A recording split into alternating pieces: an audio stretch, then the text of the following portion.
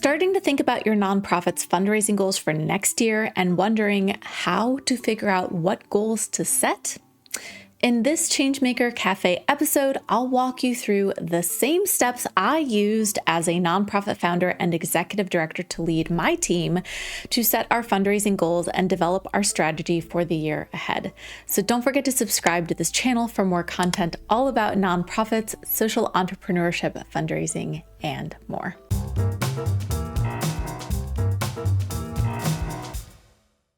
I want to start out by saying that setting your fundraising goal for the next year is a lot more than just picking an arbitrary number that sounds good.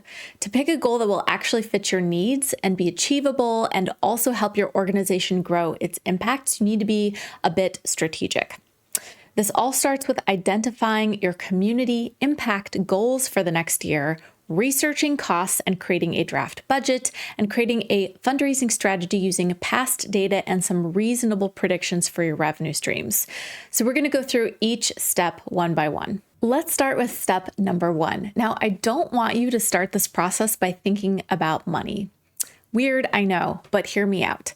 Instead, I want you to start this process by thinking about the goals that you want to achieve in your community that you're serving. How I would do this with my team is by leading some strategic team meetings where we discussed and brainstormed the following questions. What are we already doing in the community that's working well that we want to keep doing? What are we doing that isn't working well that we might want to cut or pull back on? For the services that we're offering that are working well, how do we want to sustain or deepen or expand our impacts? We would think about how many people or animals or communities did we serve this past year and how did we serve them, and that would be our baseline. Then we would think about if our goal was to help more people or animals or to deepen services for the people, animals, or communities that we're already serving. For example, let's say you helped 100 food insecure kids access free school lunches last year. If you want to help more kids next year, you might set a goal like helping 150 kids next year. But if you want to deepen your impact for the same 100 kids that you already served, you might set a goal that focuses on adding more ways to serve the same people, like helping the families of these kids access nearby food pantries for their other meals. Sometimes you want to make an impact that's wide. That means serving a lot of different people, but in lighter ways. And sometimes you want to make an impact that is deep. That means serving maybe fewer people, but in deeper, more transformative ways. To figure out which goal you should set, you should really survey the people or communities that you serve to get their feedback and what they think. Once you've identified your community impact goal for the next year, we can move on to step number 2. In step 2, we're doing some basic research. So what we want to do here is research what it's going to cost to reach the goal that you just set in step 1. This obviously will heavily influence your fundraising goal for next year. I go into extensive detail about budgeting in my budgeting video, but just to recap a few quick things. First, you want to create a list of all the things that you'll reasonably need to achieve the community impact you wrote down and research the cost for each thing. That's pretty straightforward. If you're continuing or expanding an existing program, you likely already have this done from your past years. You know what things cost. So you can just increase those numbers to represent how you're going to grow to reach more people in the same ways.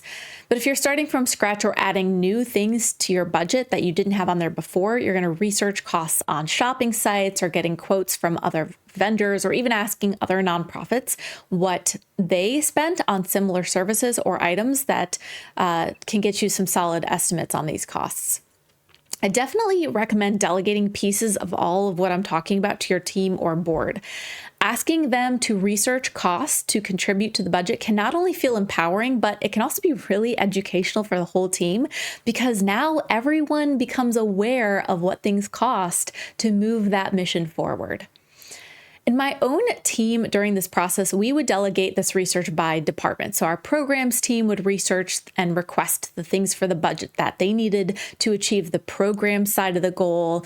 Our operations or marketing folks would do the same and so forth. All right, so with your expenses researched, you're going to drop them into a document to total them up and see how much your organization is likely to spend next year. Obviously, this is a budget document. A spreadsheet is a great tool for this. In my own organization, we would start by creating creating basically a duplicate of our past year's budget spreadsheet so that we would have all of our past numbers in there already. Then we would adjust each line item with the new expenses that we estimated for the next year. I have this template that I give to folks in my accelerator program that I'll show you to give you kind of an idea. You can see I put the community impact goal at the top here as sort of our reminder of what this funding is for in this example budget.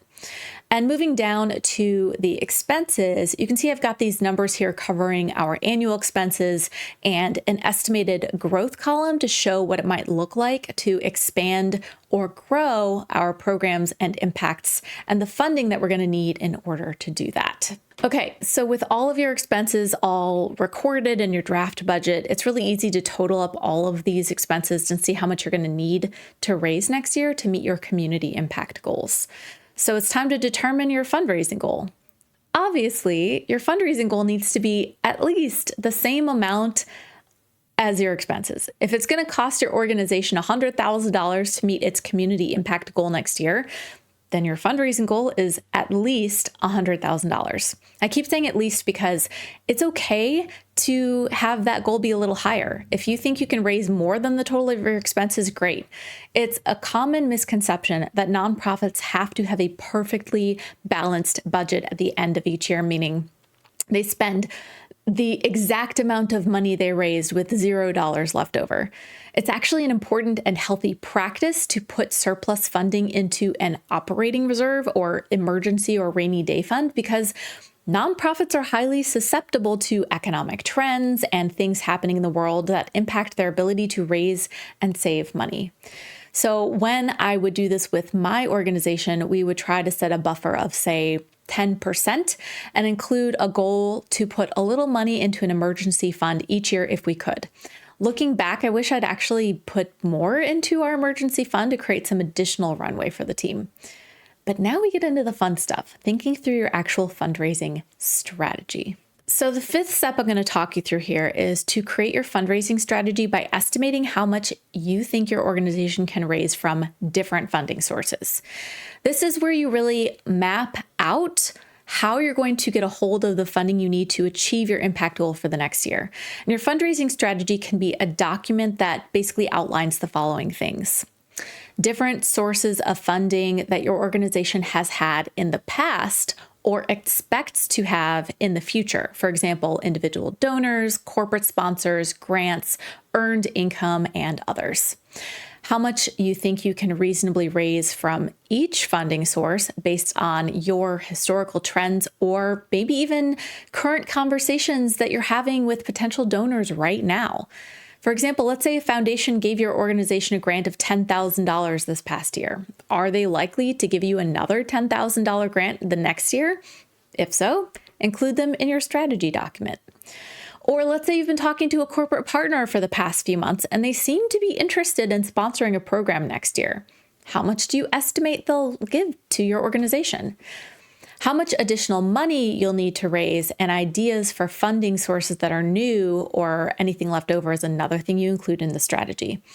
As I mentioned, you'll start by looking at your past fundraising efforts and successes to estimate this as a start. Then you're going to make some predictions based on the conversations you're having with different donors. In my own organization, we used a helpful spreadsheet tool to map out these estimates. So here's an example of what that spreadsheet looked like to give you an idea. So you can see I start by breaking down different funding sources here: foundation or government grants, corporate funding, individual donors, and program fees or earned income. And then I've written the actual donors or sources for each category and how much I reasonably think they'll donate next year based on my past conversations with them or even verbal or written commitments that they've already made for the next year. Obviously, this sheet is just an example, so none of these funder or donor names are real people, but you get the idea. Then I break it down even further based on how likely it is that our organization will actually receive the funding. Committed or expected means I have a reason to believe there's a 100% chance that we're getting that funding. Maybe the donor gave us a commitment letter or told me that they would donate next year, and I believe them. Applied means I sent in proposals or application for funding. For those, I'm estimating a 50% chance that we'll get that funding. Likely means perhaps a donor hasn't quite made a verbal or written pledge yet, but I have a strong reason to think that we're going to get funding from them. So I'm going to estimate a 75% chance of getting that money.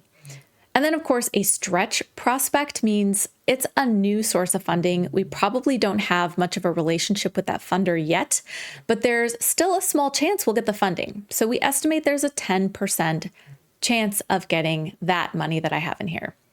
And then there's this formula at the bottom that calculates, based on these estimates, how much money we think we can reasonably raise from these sources and how much more we need to raise from new sources to essentially make up the difference. Now, obviously, this is just one way of doing this, but you can easily create a simple document to map out each of these potential funding sources yourself.